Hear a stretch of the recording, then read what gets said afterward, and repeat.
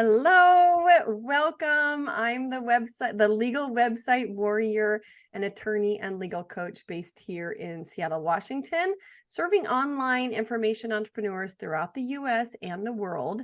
Welcome to another episode of Guts, Grit, and Great Business. I'm super excited for our conversation today. I have a new guest and a new friend who's a mutual connection. We have a mutual connection in common, actually, which is how we got connected in the first place. And I love what Linda is up to, and you will too. Stick around. You're going to learn a lot. And this is, for many of us, a very, very important conversation because it involves money. For those of you that don't know Linda, we have Linda Lingo with us today, and Linda is an authority on women building wealth. Her successful 35-year career in corporate America and her 10 years as a financial advisor have given her practical experience, radical knowledge, and a deep understanding of the best ways to manage money for the modern day woman. Women work with Linda to discover how to become a master at their finances, build their wealth, and make an even bigger impact in the world. Linda's mission is to empower women with smart strategies for a successful, stress-free approach to money. Through inspiration and education, Linda guides women into clarity and confidence in their finances so they can live the life they desire. Linda has her MBA in finance and has served as a corporate controller in a Fortune 500 company and a CPA with Ernst & Young CPAs. Linda empowers women through education to achieve financial freedom. Now, if you're a man and you're like, oh, okay, I'm going to opt out of this conversation, don't. You'll learn some things, and you have women in your life who may need this conversation, or who maybe you share one tidbit of information about Linda's journey or Linda's experience or how she supports her clients, you can help change the financial reality for somebody in your life. So Linda, so great to be connected. Welcome to the show. I'm really looking forward to what we're going to share with our listeners today. Absolutely. Me too. Thanks. Yeah. So I would love to know a little bit. I mean, I know we got the very quick version, right, of your background. Tell me, why money? Why financial stuff? Where did that come from for you? Oh, gosh, you're taking me back a long ways. Honestly, I was brought up on a farm in rural America, and I was always taught that you work hard for your money, you save before you spend, and that you don't need to make more than what you actually need. So those are three of my money stories that I was raised with. So moving forward, I knew I wanted to go to college. I was the first one in my family to go to college. I love learning. I'm a lifelong learner. And so when I went to college, I actually wanted to be an attorney. That was my goal, was to be a judge. I wanted to be a judge who could help right the wrongs, if you will, of this society. But I met a man, and he was going to go to law school, and we were very competitive, and we decided 2 attorneys would be too much. And so my second love was business. I've always loved business, and numbers came very easy to me. And so I took that path and got my degree in business, went on and got my MBA and my CPA, and that was the start of it. And it's been great. It served me well, and I've enjoyed my various careers having to do with money, finance, math. It's amazing. We have like almost reverse backgrounds. Business was my first love. I was always interested in business, and then ended up switching kind of at the end of my business education to law. Just felt like out of the blue, but it was because I was required to take business law, right? And then another class where I ended up writing a paper on legal ethics, but I never once thought about becoming an attorney. And I also love your bit about, we can't have 2 attorneys in the family, because when people ask me, so are you married to an attorney? I'm like, hell no. I mean, I love a lot of attorneys. I have amazing colleagues and friends, but yes, the idea of, having two, I just thought, nope, nope, better not. Yeah. Anyways, that is funny. Well, I love the switch into business. Business and law to me are so closely connected, right? It's all that I They do are. now, right? So Hmm. I actually get to work out of both of my loves. But Nice. yes. Nice. When you switched into your business education and your business career, did it feel like the right fit to you? It did because I'm very social. And so actually people are like, a CPA, you don't seem like a CPA because they like just sit in a corner and work on spreadsheets all day. And so it was interesting because I did taxes and I did audits, but consulting was really what I enjoyed. So that's very much interactive.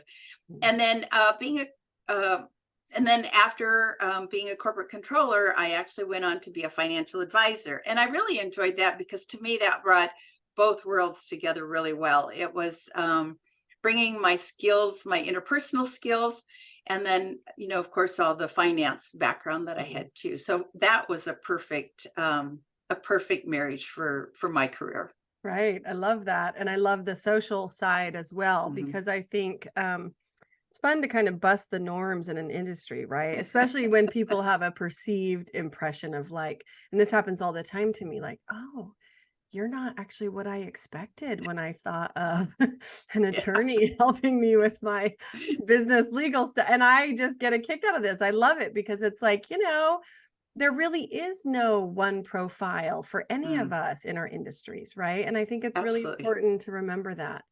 Um, at what point did you end up switching to this path of supporting women? So, as a financial advisor, and talk about busting the stereotypes. Yes. So, when I was a financial advisor, there was less than 10% Oh, I of the believe it. financial advisors were women, and unfortunately, it's still pretty low. I think it's like Mhm. 12% now. So that was. I feel like I've been breaking the ceiling every step I've gone. But anyway, to answer your question, as a financial advisor, I loved working with couples, Mhm. with women, but what I found was women wanted more education, more information before they were ready to make a financial decision. And they were often um, afraid or embarrassed or intimidated Mhm. and didn't ask questions, especially when they were in a couple situation. So many times the husband would take the lead, which is, I would say, normal, typical, and the woman would kind of just sit back and listen, but not always be engaged. And so observing this after working with many households, um, I just decided that it was time for me to pivot from being a financial advisor, leaving the investing part to someone to the financial advisors, and pivoting to being what I call a financial life coach. And it really, in another life or another career, I think I would have been a wonderful college professor. I love educating. I'm finding education and communication are my two strengths. Mhm. And so I love educating women and really helping them to understand not only the dollars and cents of money, which is where so many financial advisors jump to, but also understanding the emotional side of money. And that's something that very few people talk about. And it's really where I start the conversation. And so being a holistic coach in that sense really helps ground ground women Mhm. in how they're working with their money. And so Yeah. it was realizing that women want more education that helped me pivot to being a coach. Got it.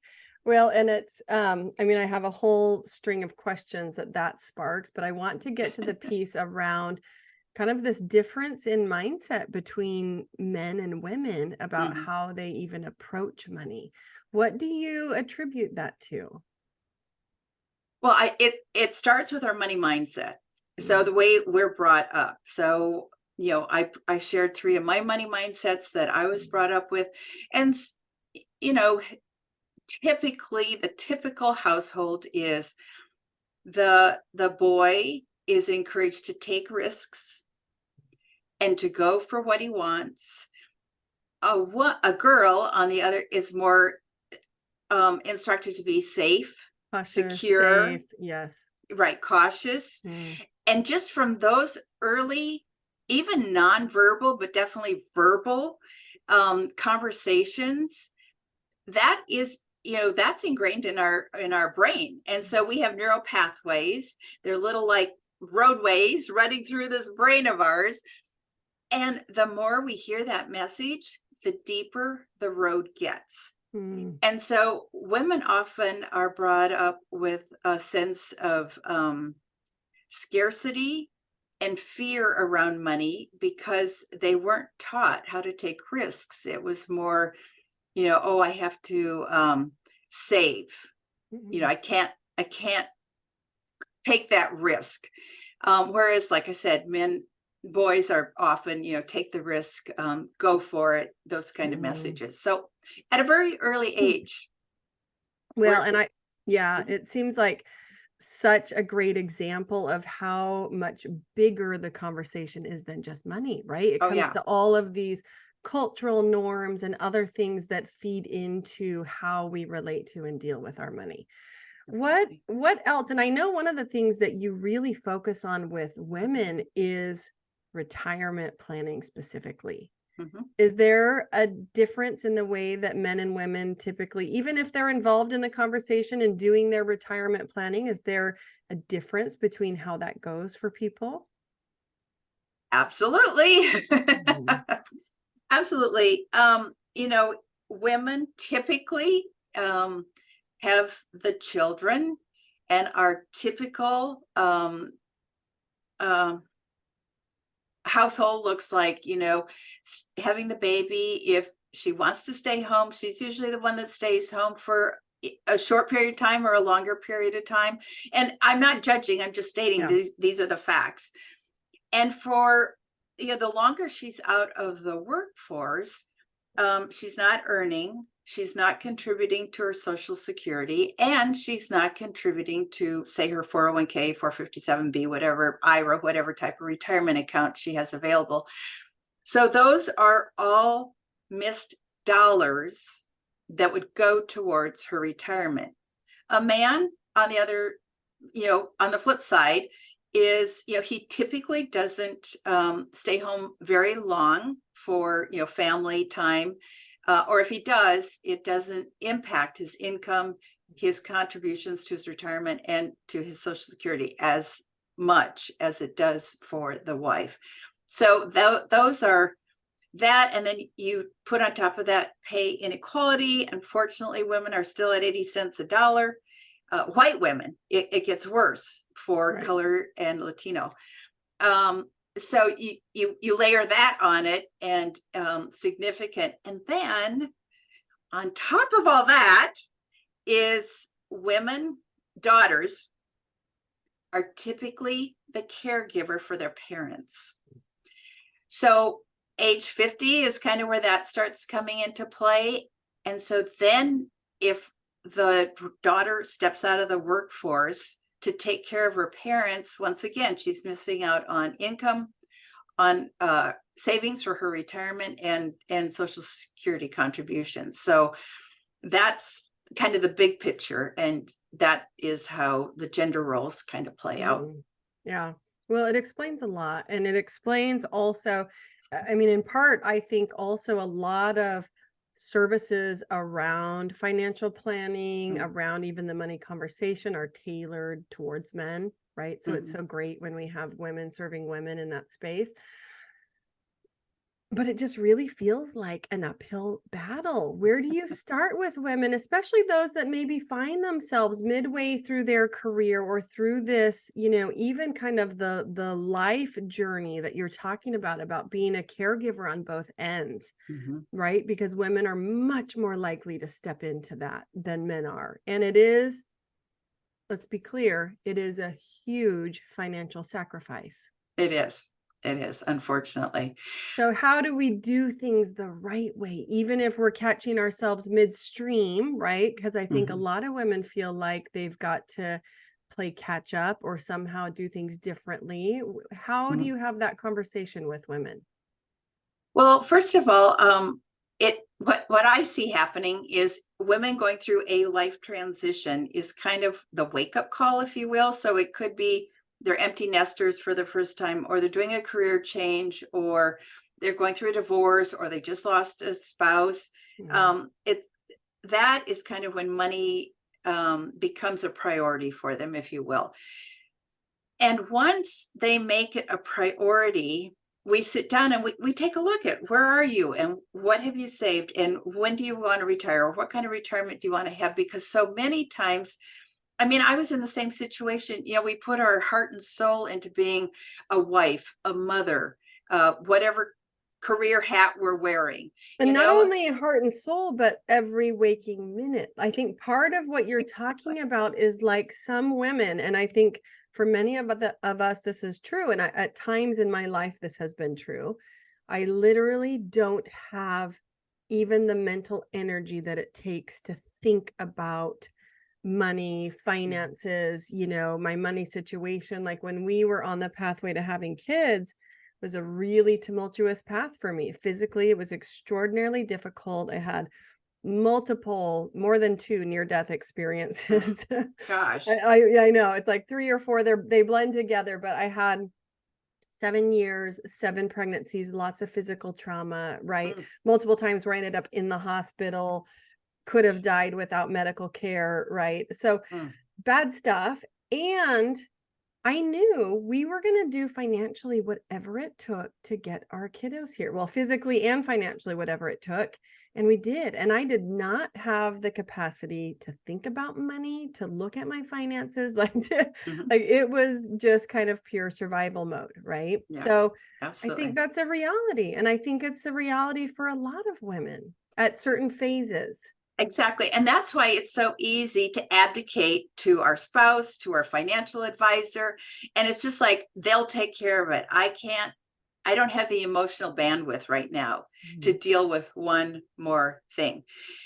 And honestly, I would say that's why it's critical to educate our our girls and boys at a young age Earlier. on Yes. money and finances. I would love to see more of it at the high school level, even junior high. So they understand what not just a checking and a savings account is, but what a credit card is, how to handle it, that it actually has to be paid, and how compounding value of money Yes. is so important. I had my children later in life because I was a career girl and I loved having a career. So my daughter's 24, and I started her on a Roth IRA a couple years ago. And I showed her. I said, if you just put in $100 a month, if you continue to do that, and we just do an S&P 500 index, nothing fancy, you will have at least $250,000 by the time you're 65. That's doing nothing else, nothing else. And so it's educating our kids. And, you know, and that's the other thing. Habits, once we get them into a habit, then Mhm. they don't think about it. And that's the other thing is just putting it on automatic that you automatically contribute to your retirement account wherever you're at, whatever you can. That way you don't have to think about it. You know, Yeah. it's just automatic, you know, just like the bill pay. Well, put it into savings. And that's the other thing. It's getting in the habit of not spending more than you make. There's a lot of different ways to budget. I'm not going to go off on that too much, but I will tell you, I don't like a traditional budget and I don't like the word budget. Yeah. It makes my skin crawl. And so I work with my clients on an intentional money spending and saving plan. But one thing I work with women on is save first, pay your bill second, and whatever's left over could be $2, $5, $1,000, depending on your income. Have fun with it. but save first. Once again, make it a habit. Mm. Then you don't have to think about it. Then it's not a concern. Set up your bills on automatic bill pay. Make it easy, make it simple. This doesn't have to be hard. I love that. We need more of that messaging because I think so many influences from the outside world make it feel harder than it should be, right? Mhm. Yeah, and then it's super stressful and it's like, oh my gosh, am I doing this right? Totally. Yeah. What else do you notice people getting wrong a lot that could be simplified when it comes to money, right? So I'm hearing you say save first. I think that's a big one. Mhm. A lot of people are out there paying bills first, probably second, budgeting for fun, Yeah, oh if they're yeah. even budgeting, and then saving if there's anything left over, Yeah, yeah, right? exactly. And this is my personal take. I think we're in such a consumerism society that I always say, why do we buy toys to impress neighbors that we don't like? And that's our income creep, if you will. Mm, It's easy, oh, I got a raise. Oh, good. Now I can buy this toy or I can do this or that. And it's like, oh, I got a raise. Up my contribution to my retirement account first. mhm. And then, you know, do what you want to do with the rest, but don't do it to impress people.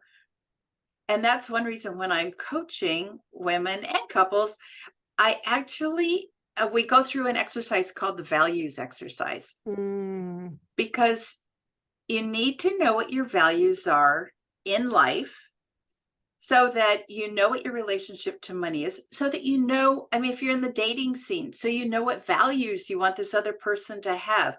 If you're looking for a business partner, you want a business partner whose values align with yours. So when you know what your values are, you can then set your financial goals in alignment with those values, and then you'll follow through. And one of those is saving for retirement. What kind of retirement do you want to have? And it doesn't have to be extravagant. It can be, I want a simple, cottage. It doesn't have to be on the beach. I'd like to, be water, or in a small, whatever it is. But and it can change, doesn't have to, but once you can kind of visualize what you're saving for, you can picture what it's going to look like. It makes it a lot easier. I think it's difficult for young people to save because it's that immediate gratification. It's like, oh my gosh, I'm not going to be retired for 40 years. What the heck am I saving for? It's like, yeah, but if you don't start saving, it's going to come before you know it. Let me tell you, the years fly by. right? Don't we know it?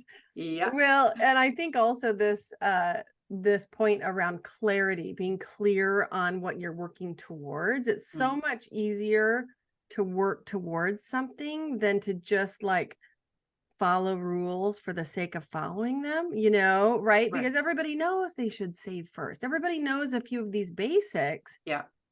but I think the clarity is really important around where is the money going? What does it do for you in your life? And I think this is the conversation around values, right? Mhm. Is it family time? Is it, prioritizing travel? Is Right. it putting aside money to donate every year? What is it, Yeah. right? Yeah.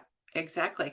So one thing that I think makes it a little easier, I don't know about you, but I'm old fashioned. I have a vision board, and when I put pictures of why I'm saving on my, right in front of me, it's like, oh yeah, that's why. I really want to do. I like right now. I have a picture of a woman meditating on the Mediterranean. And it's like, that's one of my, I love to travel. That's one of my places. Another one is Africa. So I've got these African scenes. But it can be, you're saving for your child's college. So a picture of your kid, maybe, with a diploma. It could be you're saving for your first home. So a picture of the house that Mm. you really would like to get into. It could be you're saving for a car, your first car. It doesn't have to be brand new, you Mm. know, picture of the car. So I just, when you can I'm a visual person, so it Mm. helps me when I have pictures and brings it closer to home and makes it more real. Totally. I think it makes it more real, and I think it sounds like it helps make it more fun. And I think the money thing can feel not very fun to a lot of So people. heavy, Yeah.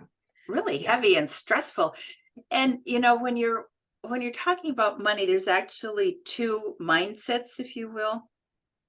There's this what we call the scarcity and the fear mindset, and there's the abundance and the gratitude mindset. And it's really easy to get stuck in this fear and scarcity. I don't have enough. It's well, it's fear based, and so it's easy to get in that cycle because, and I see this a lot of times with women. They're like, I'm no good with money. I Mhm. can't live with my paycheck. And so they get paid, they go out and splurge. A credit card comes, they can't pay it. Oh, see, I'm no good with money. Cycle Reinforces. it reinforces itself. So I work with them to get them from there over to one of abundance and gratitude. And gratitude is really key. We can all do this. I have a gratitude journal. I write down at least 3 to 5 things every day that I'm thankful for. And when you're in that thankful, grateful, and it can be small things. Yeah. This morning I had my pumpkin spice, coffee. It's like, I love this so much. I'm so grateful for pumpkin season to be here again. Totally. But we work on getting into that abundance and gratitude cycle because it lifts you up. And once you can see that, oh, I can be good with my money, I can live with an intentional money and spending and saving plan. Oh, I can save before I go out and splurge, and so I think that's really important. The other thing, so I will differ from your typical financial coach here. Can I swear? Is that allowed? Totally. You can Okay. swear. Mhm. I say, go buy the fucking latte. Yeah. It's not going to make the difference. This is the other thing I talk to my clients about is let's talk about the questions, the topics that are going to save you $50,000. Who gives a shit about $5? I'm Yeah. sorry. But if that's what gives you joy, if going through the drive-through a couple times a week lights you up, or if that's where you can get out of the house and go meet friends and have your social interaction, do it. Do Yeah. it. But let's talk about your credit score. And if you have a good credit score, how that will save you thousands of dollars in interest Mhm. instead of, and not only that, but your mortgage rate. I mean, that's where we're really talking about, okay, we can save some serious money here. That's such an important point. I feel like people can really get lost in the weeds, and that shift from looking at we'll just call it the wrong things with our money to like really seeing where we can move the needle Mhm. just feels more powerful, feels, even more doable, right? I think it feels hard to think of like giving up your coffee or your latte. I will say that as a mom of 2 kids, that feels hard. Exactly. So, Exactly. But when we're talking to entrepreneurs, and if it makes a difference between getting a loan at 10% versus 7%, it's a that's some big deal. significant money. Yeah, It's a big deal. absolutely. Yeah.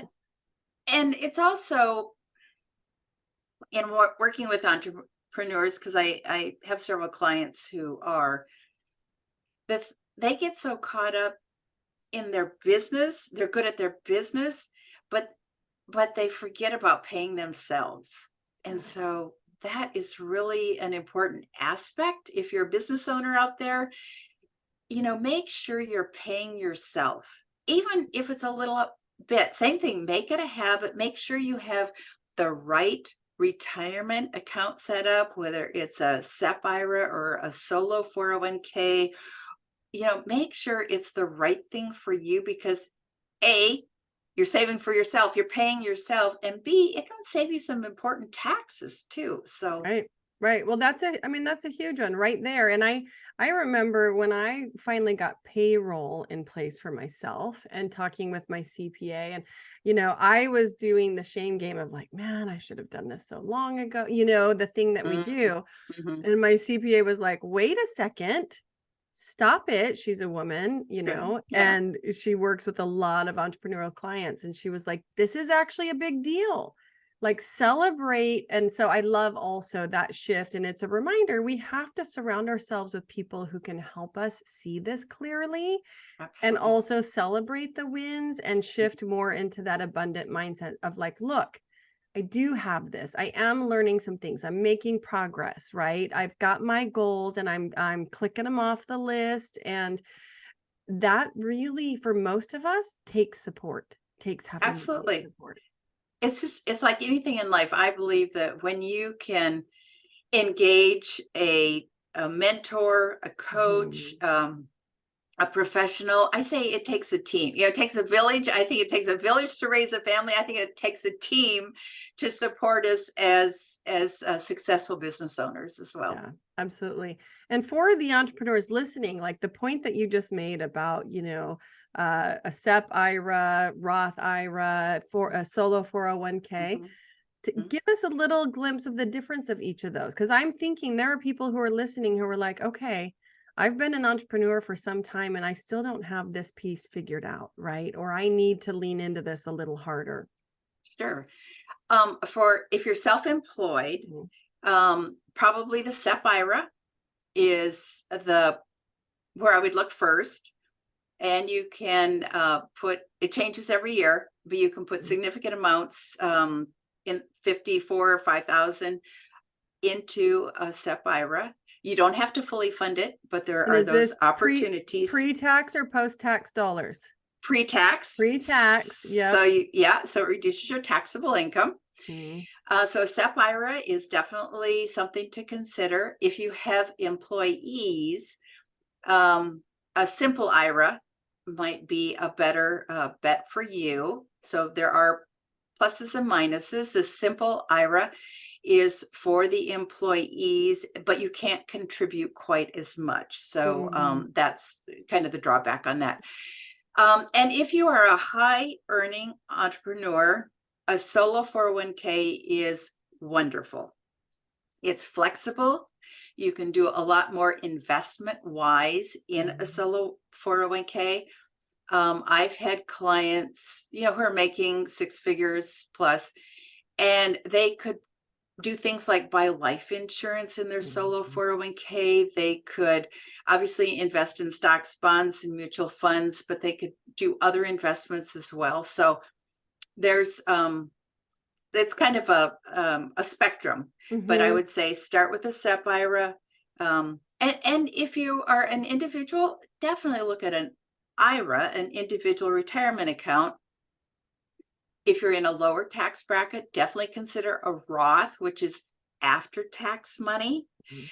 And if you're younger, I encourage my younger clients to always put towards a Roth because you do pay the taxes up front, but it grows tax free. Mhm. And the IRS doesn't give us very many things, but that and HSAs. Oh, that's the other thing I can't leave without saying Mhm. health savings accounts.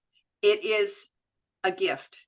So if the requirement is you have to be in a high deductible insurance plan. And if you're self-employed, you probably are. But if you have that high deductible insurance plan, then you can open an HSA, health savings account, and contribute to that. Depending on where you open it, some banks will, I know Fidelity does. You can also invest. So that's an opportunity. But let me tell you why HSAs are wonderful. Because when you retire, and so some of you out there are probably 30 somethings and going, yeah, that's another 30 years. But you will thank me when you retire because you can use your HSA money for health expenses that Medicare, Medigap doesn't cover. And let me tell you, it doesn't cover a lot. And it's tax free. So in an HSA, you're putting in pre-tax money, so you don't pay taxes on it. You can invest or putting it, CD something so it's growing. And when you take it out for health expenses, it's still tax-free. Yeah. So Is there win-win. is there a limit on the amount that you can put in? There is, I don't remember the exact amount. It's like around 3,500 a Okay. year. Yeah. Yeah. But But tax-free it money that adds you're up. not, yes, it does. And Mhm. especially for those of us who end up having to pay quite a bit out of network or for, additional medical support. And I mean, Mhm. I know that it happens to us every year and we use our HSA. Mhm. Yeah. Absolutely. Those are awesome points. And I know that people are sitting back going, okay, I need to probably revisit this list or have a conversation with somebody about this and figure out what's the right strategy for me, Mhm. right? Because it probably Absolutely. looks different person to person. Mhm. Where do you start with your clients? How do you tell us a little bit about the work that you do with your clients? So I work with my clients. It's all customized, so depending on where they at. But I have developed really a 4-pillar approach to building wealth, is what I call it. And so we start on the emotional side. We talk about a money mindset, work through that, and make sure that they're in a good space with their relationship to money before we move into, so I call it the VIIP program. So values is first, and we talk about their values. Then we work at the I, which is intentional money spending and saving plan. And just making sure, they might have a budget together, but we just take a look at it, make sure it's congruent Mm. with where they are in alignment with their values and what they want to accomplish. And then we move into the second I, which is investing. And so I educate them as much or as little, but my goal is to make sure they understand enough so that they are not intimidated in having a conversation with their financial advisors. So it's giving them the education so that they can ask questions and feel secure in making those choices. And then the P is protecting what they've worked so hard to grow and leaving a legacy. And that can be now or it can be later. So there's a lot Mm. of ways to protect what we have. There's charitable foundations. You can do um, uh, different things with your IRA if you don't need to take required minimum distributions. So quite a few different options. And then we talk about insurance. That's part of the protecting what you have is different insurance options. I don't sell any products. Right. So it's just all education and getting them to a place where we develop their own roadmap. So that's what it's Mhm. all about, is this is where they're at. This is their goal in working with me. I work a minimum of 3 months with a client so that we can work through the different issues. Many times it takes, 6 months, but it's working with them to develop a roadmap that really meets their needs and that they feel really confident about. Yeah. Mhm. Well, and heard you on the P part, the protecting what you have and what you're building and, talking about legacy. You Mm. answered one of the questions because you talked about insurance. I was thinking in my head, does this overlap with estate planning and insurance? Sure. Of Yeah. course it does. Yeah. Yeah. So a lot of the entrepreneurs, disability insurance, I think, is one thing that doesn't get talked about enough. Mm. Um, and I'm not here to sell insurance, but I will tell you that you can get some pretty decent disability protection, not as a standalone insurance Mhm. policy, but as a rider in a as a living benefit on a whole life or universal product. Oh, nice. Mhm. Yeah. Well, and insurance is super important. It's one of the things that I cover as well, even from the legal side when we talk Okay. about what it takes to protect a business, protect Mm. a business owner, right? Mhm. So I get it. Mhm.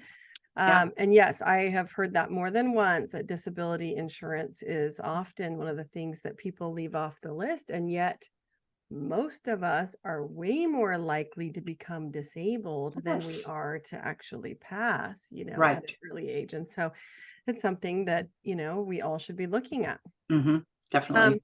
Linda, this, money is a big conversation. I think there's so many strategies, so much information available to Mhm. people. I love what you've provided us here. I know there are people that I'm sure have many more questions.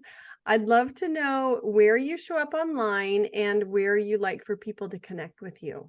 Oh, thank you. So I am on Facebook as Linda Lingo Financial Coach. I am on LinkedIn as Linda Lingo Financial Coach. And my daughter put me on Instagram as Money Mama Mentor. I love it. I Yes, she love your did that. daughter. I have YouTube too, Linda Okay. Lingo, and but my website is lindalingo.com. I'm very consistent, Linda I Lingo. love it. I love it. So that's where I show up. You can always reach me, email me, linda@lindalingo.com. Mm. But I'd love to connect in any one of those platforms that works for you. Perfect. Well, and we will share those links. If you're listening, we are going to share the link to Linda's website as well as all of her social media channels over at the show notes page, which you can find at legalwebsitewarrior.com/podcast. Find Linda's episode and we'll have all the links there. Linda, I think you mentioned that you've got a resource for the audience as well, right? Yeah, of course. So I have a fun money quiz. Everybody, wants to know what is their, money profile. And so if you go to lindalingo.com, on the homepage right there in the front, it's a money quiz. Go ahead and click on that. You can take it and you'll get your results. And then I have freebies too. So I always like to have one is 9 steps to retire successfully. And there's other free ones on there too, but that's one of the ones that's been most popular. Oh, I love it. Okay. So we will also provide the link over to your free download. I think it's Mhm. the 9 savvy wealth building steps for Yep. financial freedom. And Yep. then the money quiz is on our homepage, you guys. So we will share that as well. And we'll point you to that money quiz in the show notes. Legalwebsitewarrior.com/podcast. Linda, it's my personal belief we can't talk enough about money, right? We Right. don't. Most of us don't. I think it is a regular and ongoing conversation that we all need to be having because our money situation grows and evolves, our businesses and our lives grow and evolve. So I'm so grateful for you to come join us today and share. I know you're just giving us little peeks into all of your insights and wisdom over the years, but I love what you do. Thank you. Any final thoughts? It could be an action step, takeaway, like, if there's one thing you got to go do this. What do you want to leave our listeners with today? Oh, well, this is what's coming to mind because I don't want to leave your guys out. So Totally. I think it's really important, especially if you're couples, to have a money date. So Mm, I will challenge you, your listeners, to have a money date at least once a month and make it fun. No judgment. You're not there to criticize. You're there to get on the same page. Start with where your values are. Start with where your goals are, and then work together. Don't nitpick on why did you charge this or you spent too much here. None of that. Have a beer, a glass of wine, sit down, pinky swear that there'll be no criticism of each other, and just have fun working towards your goals, because money is the number one reason for divorce. And I would much rather to see you have fun and work towards your goals than end up in divorce court. I love that so much. I mean, you just made that sound fun. And I think there is a way to do this better. And most Mhm. of us need those kinds of tips. So I love it. I think that's the perfect end for those of us in relationships who know how hard money can be and trying to bring two decision makers together with potentially different values, right? Yeah, It's a big deal. it So is. I love that tip. Thank you so much, Linda. Really appreciate you joining us today. Thank you, Heather. My pleasure. Have a great day.